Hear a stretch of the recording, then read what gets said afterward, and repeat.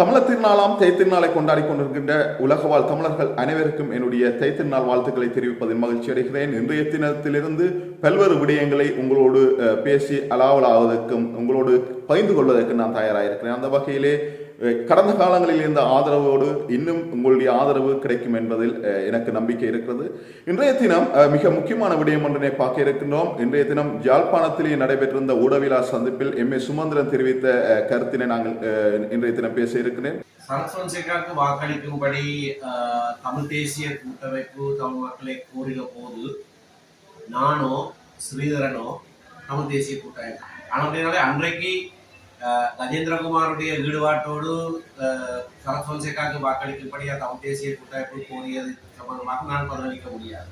அந்த கேள்வி நீங்கள் கஜேந்திரகுமார் கேட்கலாம். அந்த வகையிலே ஊடகவியலாளர் ஒருவர் ஒரு விடயத்தை கேட்டிருந்தார். நீங்கள் ஸ்ரீதரன் தொடர்பாக உங்களுடைய கட்சி எடுக்கின்ற முடிவுகள், அதாவது இராணுவத்திற்கு ஆதரவாக வாக்களித்தமை தொடர்பாக நீங்கள் எடுத்திருக்கின்ற சில கட்சி சார்ந்த விடயங்கள், கட்சி அரசியல் விடயங்கள் தொடர்பாக ஊடகவியலாளர் கேள்வி எழுப்பியிருந்தார். அதில் குறிப்பாக சொல்லியிருந்தால், நீங்கள் ஸ்ரீதரன் அவர்கள் வாக்களித்திருந்தார், இராணுவத்தினர் ஒருவருக்கு வாக்களித்தமையினால் நாங்கள் ஒழுக்காற்று நடவடிக்கை எடுக்கின்றோம் என்ற விடயம் கடந்த காலங்களில் பேசப்பட்டது. அதனை அந்த விடயத்தை ஆழமாக வைத்துக் கொண்டு உடவியலாளர் இவ்வாறான ஒரு கேள்வியை கேட்டிருந்தார். அதாவது, நீங்கள் 2010ஆம் ஆண்டு கால பகுதியில் ஜனாதிபதி தேர்தலின் போது சரத் பொன்சேகாவுக்கு வாக்களிக்குமாறு கூறியிருந்தீர்கள். அவ்வாறான நிலையில் எவ்வாறு இந்த ஸ்ரீதரன் அவர்களுடைய இந்த வாக்களிப்பு முறைமைக்கும் தொடர்பு இருக்கிறது? அதுவும் கட்சி சார்ந்து எடுக்கப்பட்ட முடிவு தானே. அப்பொழுது சரத் பொன்சேகா அவர்களும் ஒரு இராணுவத்தை சேர்ந்தவர் தானே. அவருக்கு எவ்வாறு நீங்கள் தமிழரசு கட்சி வாக்களிக்க முடியும், அல்லது தமிழ் தேசிய கூட்டமைப்பாக வாக்களிப்பதற்கு முடிவெடுத்திருந்தீர்கள் என்ற தோரணையிலே அந்த கேள்வியை கேட்டிருந்தார். அதற்கு பதிலளித்த எம்.ஏ. சுமந்திரன் அவர்கள் ஒரு விடயத்தை கூறியிருந்தார். அந்த விடயத்துக்கு நாங்கள் அந்த விடயம் என்ன விடயத்தை அவர் கூறுகிறார் என்றதை நாங்கள் பார்த்துவிட்டு நாங்கள் இணைந்து கொள்ளலாம். சரத் பொன்சேகாவுக்கு வாக்களிக்கும்படி தமிழ் தேசிய கூட்டமைப்பு தமிழ் மக்களை கோரின போது நானோ ஸ்ரீதரனோ தமிழ் தேசிய கூட்டமைப்பில் இருக்கவில்லை. நாங்கள் அரசியலிலேயே இருக்கவில்லை. அந்த வேளையிலே இராணுவ தளபதியாக இருந்த சரத் பொன்சேகாவுக்கு வாக்களிக்குமாறு தமிழ் தேசிய கூட்டமைப்பு கோரின போது தமிழ் தேசிய கூட்டமைப்புக்குள்ளே ஒரு கட்சி தலைவராக இருந்தவர் கஜேந்திரகுமார். அவரும் சேர்ந்துதான் சரத் பொன்சேகாவுக்கு வாக்களிக்கும்படியாக கோரியிருந்தார். ஜனவரி 27ஆம் தேதி நடந்த 2010ஆம் ஆண்டு ஜனவரி 27ஆம் தேதி நடந்த ஜனாதிபதி தேர்தலிலே வாக்களிக்குமாறு தமிழ் தேசிய கூட்டமைப்பு கோருகிற போது அதிலே ஒரு கட்சி தலைவராக கஜேந்திரகுமார் இருந்தார். நானோ ஸ்ரீதரனோ அரசியலிலேயே கூட இருக்கவில்லை. அதற்கு பிறகு ஏப்ரல் மாதத்தில் நடந்த பொது தேர்தலிலே தான் இதுதான் நாங்கள் அரசியலுக்குள்ளே வந்தனார். ஆனால் அன்றைக்கு கஜேந்திரகுமாருடைய ஈடுபாட்டோடு சரத் பொன்சேகாவுக்கு வாக்களிக்கும்படி தமிழ் தேசிய கூட்டமைப்பு கோரியது சம்பந்தமாக நான் பதிலளிக்க முடியாது. அந்த கேள்வி நீங்கள் கஜேந்திரகுமார் கேட்கலாம். குறித்த கேள்விக்கு அவர் அளித்த பதிலானது, தாங்கள், அதாவது சரத் பொன்சேகாவுக்கு வாக்களிக்குமாறு நாங்கள் தமிழ் தேசிய கூட்டமைப்பு கோரிய பொழுது நானும் ஸ்ரீதரன் அவர்களும் கட்சியில் இருக்கவில்லை என்ற விடயத்தை குறிப்பிட்டதோடு, கஜேந்திரகுமார் பொன்னம்பலமும் ஒரு கட்சியினுடைய தலைவராக தமிழ் தேசிய கூட்டமைப்பில் அந்த காலப்பகுதியில் இருந்தார். எனவே இந்த கேள்வி அவரிடம் கேட்க வேண்டும் என்ற விடயத்தை இன்றைய தினம் தன்னுடைய ஊடக சந்திப்பிலே பதிவு செய்திருந்தமே இங்கே குறிப்பிடத்தக்கது. அந்த வகையிலே நாங்கள் பல்வேறு சந்தர்ப்பங்களிலே ஊடகவியலாளர்கள் பொதுமக்களாலும் அரசியல் ஆய்வாளர்களாகவும் தொடர்ச்சியாக கேட்கப்பட்ட கேள்விகள் தான் இது.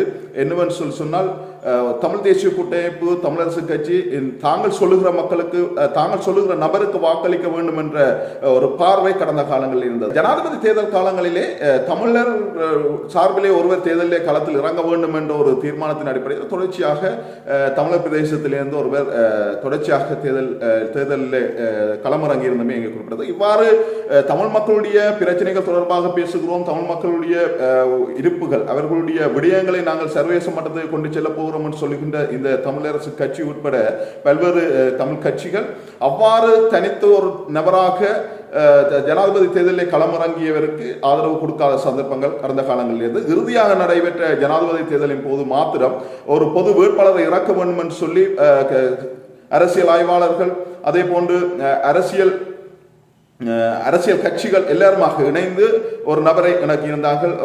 குறிப்பிட்ட ஒரு சின்னத்திலே சங்க சின்னத்திலே அவர் போட்டியிருந்தார். முன்னாள் பாராளுமன்ற அரியநேந்திரன் அவர்கள் தேர்தல் களத்திலே இறங்கி போட்டியிருந்தார். அந்த நேரத்திலே தமிழ் கட்சிகள் பல கட்சிகள் ஒன்றாக இணைந்து அந்த வேட்பாளரை ஆதரிக்கும் முகமாக இருந்தது. அதே நேரத்திலே தமிழரசு கட்சிகள் குறித்த தேர்தல் காலப்பகுதியில் தமிழரசு கட்சியிலே 2 விதமான கருத்து முரண்பாடுகள் கருத்துக்கள் இருந்தன. ஒருவர் பொது வேட்பாளரை ஆதரிப்பது என்று, இன்னொருவர் பொது வேட்பாளர்களை ஆதரிப்பது இல்லை என்று சொல்லியும் அவர்கள் பிரிதொரு தேசிய கட்சி ஒன்றை ஆதரித்து ஒரு வேட்பாளரை ஆதரிப்பதாகவும் இவ்வாறு இருவேறு நிலைப்பாடுகள் அந்த கடந்த ஜனாதிபதி தேர்தலில் இருந்தமே உங்களால் அவதானிக்கக்கூடியதாக இருந்திருக்கு. இந்த நேரத்திலே தான் ஊடகவியலாளர் அவர்கள் இந்த கேள்வியை கேட்டிருந்தார். ஒரு இராணுவத்திலிருந்து ஓய்வு பெற்ற ஒருவருக்கு நீங்கள் வாக்களித்த சிறிதரன் வாக்களித்தமை தொடர்பாக கட்சி ஒழுக்காற்று நடவடிக்கை எடுத்திருக்கிறது. ஆனால்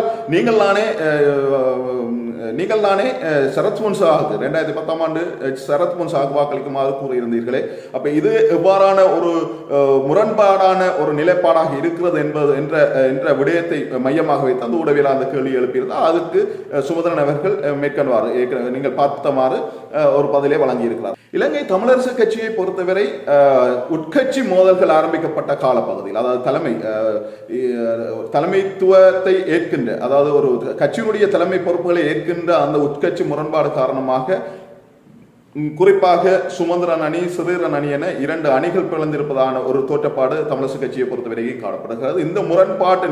இந்த முரண்நிலை காரணமாக ஏனைய கட்சிகள் கூட்டாக இணைந்து கடந்த தேர்தலில் போட்டியிட்டமையும் நீங்கள் அறிந்திருக்கக்கூடும்.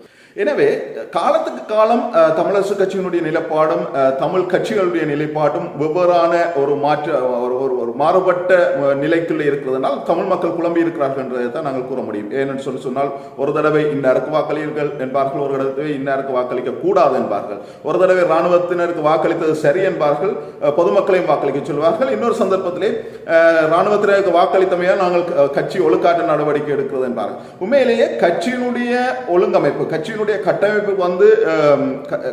கட்டமைப்புகள் அவர்களுடைய அரசியல் அமைப்புக்கு அமைவாக, அவர்களுடைய அரசியல் ஜாபுக்கு அமைவாக கட்டுப்பட்டிருந்தாலும், ஒரு கட்சியினுடைய கொள்கையின் அடிப்படையிலே கட்டுப்படுத்தப்பட்டிருந்தாலும், இந்த சிறிதரன் அவர்கள் வாக்களித்தமை தொடர்பாக அவர் மீது ஒழுக்காற்று நடவடிக்கை எடுக்கப்பட்டமை தொடர்பிலே பல்வேறு கேள்விகள் இருக்கின்றது என்பதை ஏற்றுக்கொள்ளத்தான் வேண்டும். ஏன்னு சொன்னால் ஊடகவியலாளர்கள் இன்றைய தினம் ஊடகவியலாளர் எழுப்பிய கேள்வி இது ஒட்டுமொத்தமாக தமிழ் மக்கள் மத்தியில் இருக்கின்ற கேள்வி.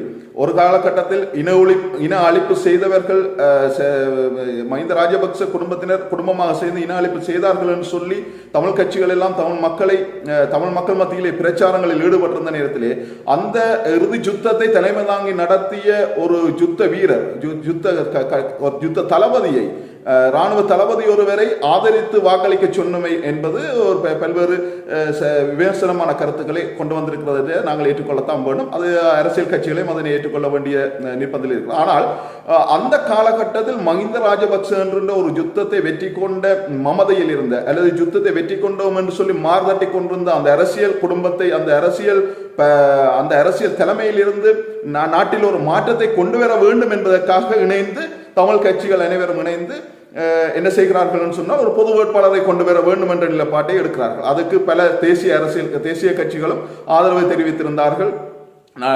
அந்த ஆதரவுக்கு அமைவாக தமிழ் மக்கள் சார்பாகவும் ஒருவரை பொது வேட்பாளருக்கு நாங்கள் தெரிவிக்க வேண்டும் என்ற நிலைப்பாட்டுக்கு தமிழ் கட்சிகளும் சென்றிருந்தார்கள்.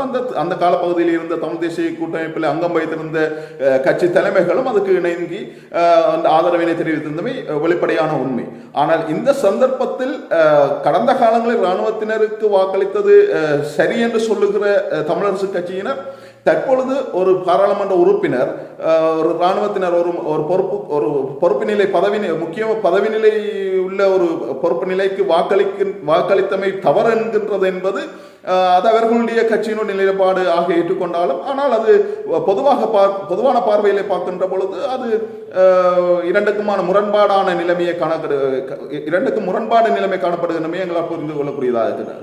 இந்த நேரத்திலே அடுத்தடுத்த காலங்களிலே இன்னொரு தேர்தலுக்குள்ளே தமிழ் மக்கள் கடந்து செல்ல இருக்கிறார்கள். தமிழ் மக்களிலே ஒரு இலங்கை என்கின்ற நாடு செல்ல இருக்கிறது. வடக்கு மாகாண சபை தேர்தலிலே களமிறங்க வேண்டிய தேவை இருக்கிறது. அது எவ்வாறான சூழலை எவ்வாறான நிலைமையில் நாங்கள் இந்த தேர்தலை எதிர்கொள்ளப் போகிறோம், தமிழ் மக்கள் எதிர்கொள்ளப் போகிறார்கள் என்றதுதான் இங்கே இருக்கின்ற ஒரு குழப்பகரமான நிலைமையாக இருக்கிறது. ஏனைய தமிழ் கட்சிகளும் தங்களுடைய கட்சிகளை பலப்படுத்துவதிலும் தங்களுக்குள்ளே ஒரு கூட்டுக்களை உருவாக்குவதிலும் மும்முரமாக செயற்பட்டுக் கொண்டிருக்கிறார்கள். தமிழரசு கட்சியில் இருந்து பலர் வெளியேற்றப்பட்டிருக்கிறார்கள். அந்த வெளியேற்றப்பட்ட நபர்கள் கூட ஒரு தங்களை இன்னொரு கட்சியில் இணைத்துக் கொண்டு இல்லாட்டி ஒரு பொதுவான நிலப்பாட்டுகளை போகிற பொழுது தாங்களும் இணைந்து போகக்கூடிய ஒரு நிலைமைக்குள்ளே அவர்கள் தள்ளப்பட்டிருக்கிறார்கள். இந்த நேரத்திலே தமிழரசு கட்சியினர் எடுக்க வேண்டிய மிக காத்திரமான முடிவுகள் எடுக்க வேண்டிய சூழலுக்கு தள்ளப்பட்டிருக்கிறார். உட்கட்சி முருகல் என்பது ஏனைய கட்சிகளை பலப்படுத்துவது மாத்திரமல்ல, தமிழ் மக்களுடைய அரசியல் நிலப்பாடுகளை பாதிக்கின்ற ஒரு நிலைமையாகத்தான் காணப்படுகிறது. இதன் ஊடாகத்தான் கடந்த உள்ளூராட்சி மன்ற தேர்தலிலே ஒரு பாரிய சவால் காணப்பட்டது. அதே மாதிரி பாராளுமன்ற தேர்தலிலே பாரிய ஒரு சவால் ஒன்றை எதிர்கொண்டிருந்தமையும் இங்கே குறிப்பிடத்தக்கது. தேசிய கட்சிகள் என்றும் இல்லாதவாறு அதிகளவான வாக்களை பெற்று அதிகளவான ஆசனங்களை பெற்றுக்கொள்ளக்கூடிய ஒரு நிர்பந்தத்தை உருவாக்கியது இந்த அரசியல் கட்சிகள் தான் என்பதை நாங்கள் ஏற்றுக்கொள்ளத்தான் வேண்டும். எனவே இன்றைய தினம் சுமந்திரன் அவர்கள் தெரிவித்த கருத்து நியாயமான கருத்து, அல்லது அந்த காலப்பகுதியிலே தங்களுக்கு அது பொருத்தமானதல்ல, அதுக்கும் எங்களுக்கும் தொடர்பில்லை என்று சொல்லுகின்ற போதிலும் ஒரு இராணுவத்தினருடைய ஒரு இராணுவ அதிகாரிக்கு அல்லது ஓய்வு நிலை இராணுவ அதிகாரிக்கு வாக்களிக்கின்ற ஒரு பக்குவத்தை அல்லது பழக்கத்தை ஏற்படுத்தி கொடுத்தவர்கள் தமிழரசு கட்சி தலைமையிலான தமிழ் தேசிய கூட்டமைப்பினர் என்பதை யாவரும் ஏற்றுக்கொள்ளத்தான் வேண்டும் என்பதுதான் என்னுடைய கருத்தாக இருக்கிறது. எனவே இது என்னுடைய கருத்தல்ல, இது பல மக்கள் மத்தியில் இருக்கிற கேள்விகளும் அதுக்கான விடைகளும் ஆகியிருக்கிறது.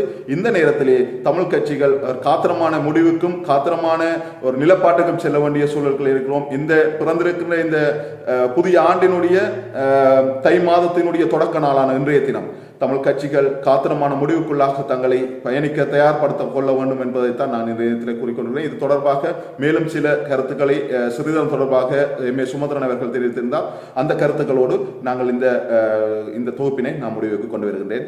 நன்றி.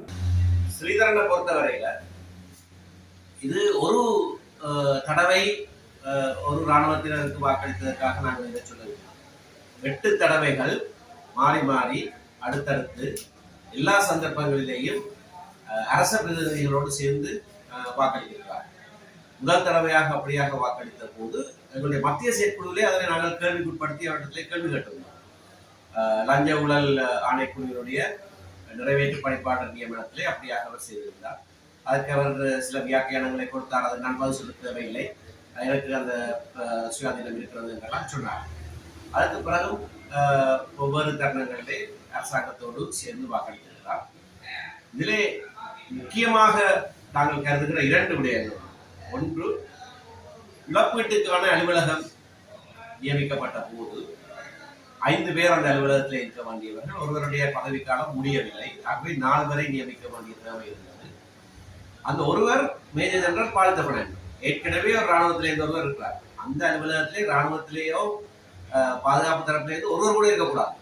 ஏனென்றால் பாதுகாப்பு தரப்பினாலே இழைக்கப்பட்ட விளைவுகளுக்காகத்தான் அந்த இழப்பீடே கொடுக்கப்படுது. அப்படியாக இருக்கிற போது அந்த 4 பேரை தெரிவு செய்கிற போது 12 பேர்லேருந்து 4 பேரை தெரிவு செய்கிற நேர்முக தேர்வு செய்கிற குழுவிலேயும் அவர் இருந்தார். அரசியலமைப்பு குழுவில் மட்டும் இல்லை, அரசியலமைப்பு பேரவை நேர்முக தெரிவு செய்வதற்காக இன்னொரு 4-5 பேரை கொண்டு ஒரு சிறிய குழுவை நியமித்திருந்தது. அதுலேயும் அவர் இருந்தார். அதுல இருந்து அந்த 4 பேர்ல 2 பேர் பாதுகாப்பு பின்புலத்தை கொண்டவர். ஒருவர் கடற்பட தளபதியாக இருந்தவர், இன்னொருவர் பாதுகாப்பு அமைச்சருடைய மேலதிக செயலாளர். காணி சம்பந்தமான விடயங்களிலே உங்களுடைய காணி அபகரிப்புகளுக்கு மிகவும் முக்கியமான பங்கு வகித்தவர்கள். அந்த இருவரையும் அந்த 4 பேரிலே இருவராக தெரிவு செய்திருக்கிறார். அந்த தெரிவுகளை அரசியலமைப்பு பேரவையும் அங்கீகரித்து ஜனாதிபதிக்கு அந்த பேர்களை அனுப்பியிருக்கிறது. அப்படியானால் 5 பேர்ல 3 பேர் பாதுகாப்பு தரப்பு செய்தார். அரசியலமைப்பு பேரவையில வாக்களித்தது மட்டும் இல்லை, அவர்களுக்கு மார்க்ஸ் போட்டு இன்டர்வியூல செலக்ட் பண்ணது வேறொரு. இதை பற்றி நாங்கள் கேள்வி கேட்டபோது நான் அப்படி செய்யவில்லை, நான் கடைசி கூட்டத்துக்கு போக இல்லை, நான் இந்த எதிர்ப்பை பதிவு செய்யறதுனால சொன்னார். அவர் சொன்னதை வைத்து நாங்கள் கட்சியாக ஜனாதிபதிக்கு ஒரு கடிதம் எழுதினோம். அந்த இருவரையும் நீங்கள் நியமிக்க கூடாது, இது மிகவும் மோசமான செயல் என்று சொல்லி நாங்கள் கட்சியாக ஏமனதாக அவரும் இருக்கத்தக்கதாக ஒரு தீர்மானம் எடுத்து ஜனாதிபதியை கடிதம் எழுதினோம். ஆனால் கடிதத்தை மீறி அவர் ஜனாதிபதி அவர்களை நியமித்து விட்டார். ஆனால் பிறகு எங்களுக்கு தெரிய வருகிறது, இவரும் இன்டர்வியூ பேனலில் இருந்தார், இவரும் சேர்ந்து தான் சூஸ் பண்றாங்க. அது மட்டும் இல்லாமல் பிறகு அது அரசியலமைப்பு பேரவையில் அந்த பெயர்கள் ஜனாதிபதிக்கு அனுப்பப்பட்ட போதும் இவர் தன்னுடைய சம்பளத்தை தெரிவித்திருக்கிறார். அதுக்கு எதிர்ப்பு தெரிவித்தவர்கள் அங்கே இருக்கிறார்கள், சிவில் சமூகத்தை சேர்ந்தவர்கள் எதிர்ப்பு தெரிவித்திருந்தார். இவருடைய வாக்கினாலே அது நியமனம் நடைபெற்றிருக்கிறது. அதுக்கு பிறகு கணக்காளர் நாயகம் நியமனத்திலே பார்த்தால் 4 தடவைகள் ஜனாதிபதியுடைய பிரேரணைக்கு ஆதரவாக வாக்களித்தார். அந்த 4 தடவைகளும் சிவில் சமூக பிரதிநிதிகள் 3 பேருமே எதிராக வாக்களித்தார். எதிர்கட்சியை சேர்ந்த 2 பேரும். ஆனால் அப்படின்னா அது நிறைவேறவில்லை. 5 பேர் எதிராக வாக்களித்தார் ஒரு கோட்பாட்டின் நிமித்தமாக. அப்படி இருக்கிற போது அரசாங்க பிரதிநிதிகளோடு சேர்ந்து இவர் வாக்களித்திருக்கிறார். அதுல இறுதியாக 4 இறுதியாகத்தான் ஒரு இராணுவத்தை சேர்ந்த ஒருவர், அதுக்கு ஜனாதிபதியிட சிநேகிதர் ஒருவர், அப்படியான சில முன்மொழிவுகளுக்கும் ஆதரவாக வாக்களித்தார். இதில் இராணுவத்தை சேர்ந்த ஒவ்வாறு ராஜசிங்க கேர்னல் நிலையில் இருக்கிறவருக்கு சார்பாக வாக்களித்திருக்கிறார். 5-4 என்ற ரீதியிலே இந்த 4 முன்மொழிவுகளும் தோற்கடிக்கப்பட்டிருக்கின்றன. ஆனால் எதிர்கட்சியை பிரதிநிதித்துவப்படுத்துகிற உறுப்பினராக இருந்து கொண்டு, அதாவது பிரதான எதிர்கட்சி தவிர்த்து மற்ற அனைத்து எதிர்கட்சிகளையும் பிரதிநிதித்துவப்படுத்துகிற உறுப்பினராக இருந்து கொண்டு முற்று முழுதாக இந்த 8 தடவைகளும் அரசாங்கத்தினுடைய முன்மொழிவுகளுக்கு தலையசைத்து வாக்களிப்பது சம்பந்தமாக பாராளுமன்றத்திலே கேள்வி எழுப்பப்பட்டிருக்கிறது. சாமர சம்பத் தசநாயக்க என்கின்ற பாராளுமன்ற உறுப்பினர் லஞ்ச ஊழல் ஆணைக்குழுவை இவருக்கு எதிராக பாதுகாப்பது, அதனை மூடி மறைப்பதற்காகத்தான் அரசாங்கத்தினுடைய பிரதிநிதிக்கு ஆரம்பத்திலே வாக்களித்திருக்கிறார் என்றெல்லாம் ஒரு கேள்வி எழுப்பியிருக்கிறார் பாராளுமன்றத்தில். ஆகவே இந்த சூழ்நிலையிலே தமிழ் மக்கள் உடைய பிரதான கட்சியை சேர்ந்த ஒருவர் இந்த மற்ற பின்புலங்களை எல்லாம் ஒரு பக்கத்தில் வைத்திருந்தாலும் இராணுவமயமாக்குதல், அதாவது இந்த சுயாதீன ஆணைக்குழுக்கள் இராணுவமயமாக்கப்படுதலுக்கு ஆதரவாகவும் செயற்படுகிறார் என்கின்ற ஒரு பாதையை குற்றச்சாட்டி இருக்கிறது. அவர் இன்னும் அதனை மறுக்கவில்லை.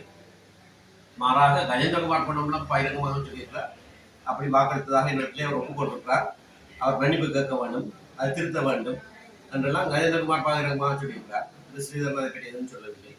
இது எல்லாவற்றையும் ஆராய்ந்துதான், ஒரு சம்பவத்துக்காக நாங்கள் கேட்கவில்லை, எல்லாவற்றையும் ஆராய்ந்துதான் உங்களையும் சங்கடத்துக்கு உட்படுத்தாமல் எங்களுடைய கட்சியையும் சங்கடத்துக்கு உட்படுத்தாமல் அதில் இருந்து நீங்கள் விலகி இருந்தது நல்லது என்று வந்து சொல்லியிருக்கிறார்.